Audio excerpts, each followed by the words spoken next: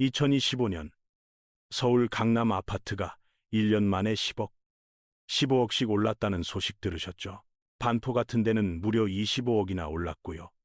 목동도 10억 넘게 뛰었어요. 도대체 이게 어떻게 가능한 걸까요?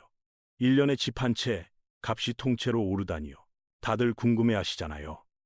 집값이 왜 이렇게 비싸고 왜 안 떨어지는 건지.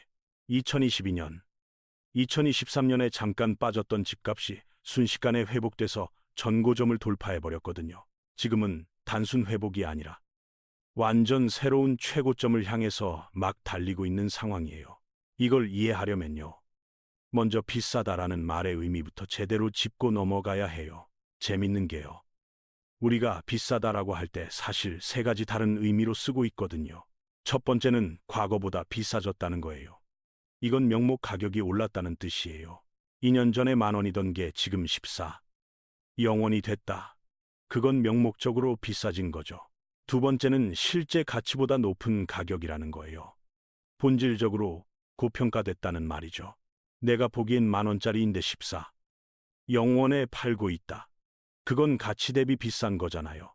세 번째는 내 능력으로 살 수 없다는 거예요. 개인 구매력 기준으로 비싸다는 거죠.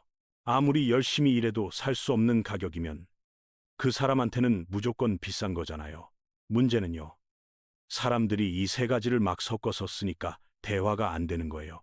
누가 집값 비싸다고 하면 그게 1번인지 2번인지 3번인지 다들 다르게 알아듣거든요.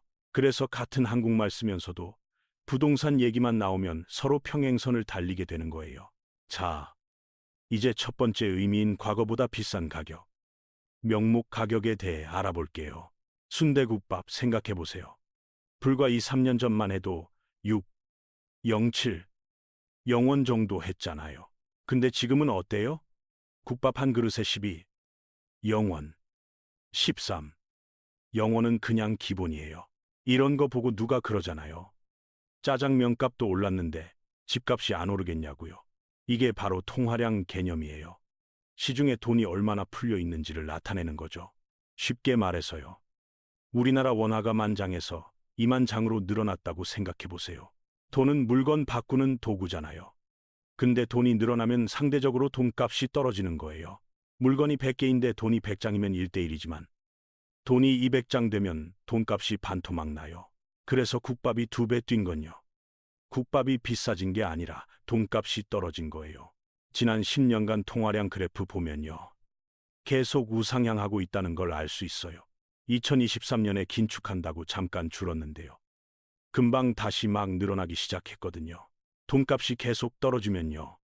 모든 물건의 명목 가격은 당연히 올라갈 수밖에 없어요. 근데 여기서 중요한 게요. 어떤 건 더 많이 오르고 어떤 건 덜 오른다는 거예요. 만약 내 집값이 3, 4년 전이랑 똑같다면요. 그건 안 오른 게 아니라 사실 떨어진 거예요. 통화량 늘어난 만큼 올라야 본전인데 안 올랐으면 상대적으로 손해본 거거든요. 근데 강남 아파트는요.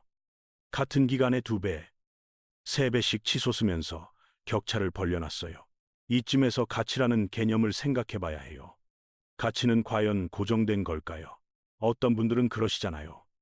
콘크리트 덩어리가 왜 그렇게 비싸냐고. 이해 안 된다고요. 근데요. 중요한 건 콘크리트 덩어리가 아니라 그게 어느 땅 위에 있느냐는 거예요. 20년 전 압구정 현대 아파트는요. 지금처럼 초고가 하이엔드 동네 상징이 아니었어요. 그때는 그냥 주차 불편하고 낡은 좋은 동네에 있는 오래된 아파트였을 뿐이에요. 2000년대 초반에 잠실에 신축 들어서면서 지하 주차장 편하다고 막 좋아했던 시절이에요. 근데 10년 전부터 상황이 달라지기 시작했어요.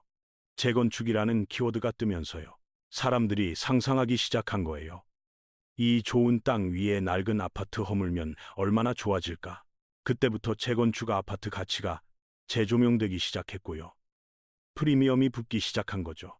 2045년 압구정 현대 아파트는 어떤 모습일까요? 그때도 콘크리트 덩어리라고 할 수 있을까요? 지금 서울 아파트 시가총액이 전체 부동산에서 차지하는 비중이 무려 43%래요. 2018년 이후 한번 빠졌다가 다시 올라와서요. 이제 거의 50%에 육박하고 있어요. 이건요. 서울 아파트 가치가 한국인들 인식 속에서 근본적으로 바뀌었다는 증거예요. 5년 전, 10년 전이랑 비교해서 사람들이 서울 아파트 보는 시선 자체가 달라진 거예요. 통화량이 늘어나면 그 돈은 어딘가로 가야 해요. 돈은 가만히 있지 않으니까요. 요즘 그 돈은 어디로 가고 있을까요? 바로 미국 주식이랑 서울 아파트로 몰리고 있어요. 예전에는 미국 주식하는 사람 별로 없었는데요. 지금은 너도 나도 미국 주식 하잖아요. 미국 주식은 주주가치 보호하는 시스템이 잘 돼 있어서 장기 투자하는 분들이 많아요. 재밌는 게요. 한국에서 서울 아파트는 미국 주식이랑 같은 역할을 해온 자산이에요. 돈 많은 사람은 서울 아파트 사고요. 돈 없는 사람은 서울 아파트 사려고 미국 주식해요. 전 세계에서 돈이 미국으로 몰리고요. 한국에서는 돈이 서울 아파트로 몰리는 거예요. 이 현상 이해하려면 홍수랑 댐 비유를 들어볼게요. 되게 중요한 개념이에요. 비가 계속 와서 물이 불어나면요. 범람 막으려면 물길 만들어서 분산시켜야 하잖아요. 근데 우리나라 부동산 정책은요. 물길 만드는 대신 댐을 계속 높이는 방식을 썼어요. 통화량이라는 비는 계속 오고 수위는 올라가는데 물길은 막혀 있는 상황인 거예요. 지방이나 비아파트로 분산시키는 대신에요. 규제라는 댐만 계속 높이고 있는 거죠. 이게 바로 똘똘한 한 채 현상의 본질이에요. 돈이 갈 데가 없어서 한 곳에 집중되는 거죠. 문제는요. 댐을 한번 높이기 시작하면 계속 높여야 해요. 멈출 수가 없게 돼요. 예전에는 토지거래 허가제 신중하게 고민했는데요. 이제는 어디까지 걸지를 고민하게 됐어요. 규제의 약발도 점점 안 듣고요. 규제에 대한 신중함도 사라져가고 있는 게 현실이에요. 결국 내 임기 중에만 안 터지면 된다는 식으로 댐을 계속 높이는 악순환이 반복돼요. 서울 아파트 중에 버블인 단지가 없는 건 아니에요. 분명히 고평가된 곳들도 있어요. 근데 그런 곳들도 계속 오르는 이유는요. 돈이라는 물이 계속 쌓이고 있기 때문이에요. 댐이 무너지거나 방류량 늘리거나 다른 데로 돈 보내지 않는 한 수위는 계속 올라가요. 자, 이제 세 번째 의미인 내 돈으로 살 수 없다는 개념에 대해 얘기해 볼게요. 통화량 증가는요. 쉽게 말해서 주인 없는 돈이 세상에 늘어난다는 뜻이에요. 하늘에서 헬리콥터로 주인 없는 돈을 뿌리면요. 여러분은 죽을 거예요. 안 죽을 거예요. 뿌리는 게 맞는지 틀린지랑 별개로요. 이미 뿌려졌으면 안 죽는 게 바보인 거예요. 남들이 그 돈 가져가면 나는 상대적으로 가난해지니까요. 나도 죽을 수밖에 없는 거예요. 통화량 증가는 이미 예정돼 있어요. 돈은 계속 뿌려질 거고 우리는 그걸 담아야 해요. 문제는요. 돈을 담으려면 돈을 담는 그릇, 즉 소유권이라는 게 필요하다는 거예요. 소유권에는 여러 종류가 있어요. 주식, 코인, 부동산, 지적재산권, 원자재 같은 거요. 근데 모든 소유권이 똑같이 돈을 끌어당기는 건 아니에요. 자석처럼 강한 게 있어요. 어떤 소유권은 자석처럼 돈을 막 끌어당기고요. 어떤 건 얼음처럼 시간 지나면 녹아버려요. 자동차나 핸드폰처럼 감가상각되는 것들 있잖아요. 시간 지나면 가치가 0으로 가요. 반면에 수요는 늘어나는데 공급이 못 따라가는 자산은요. 돈을 막 빨아들이게 돼요. 비트코인이 좋은 예시예요. 10년 전이랑 지금이랑 사람들 인식이 완전히 바뀌었거든요. 비트코인은 개수가 정해져 있고 채굴량도 한정돼서요. 주인 없는 돈이 계속 달라붙었어요. 소유권 확보는 당연히 부자한테 유리하죠. 근데 포기하면 확정적 가난을 선택하는 거예요. 하늘에서 돈 떨어질 때 손으로 줍는 사람도 있고요. 진공청소기 가져오는 사람도 있어요. 중요한 건요. 무언가 담을 곳을 준비해야 한다는 거예요. 그게 바로 소유권이에요.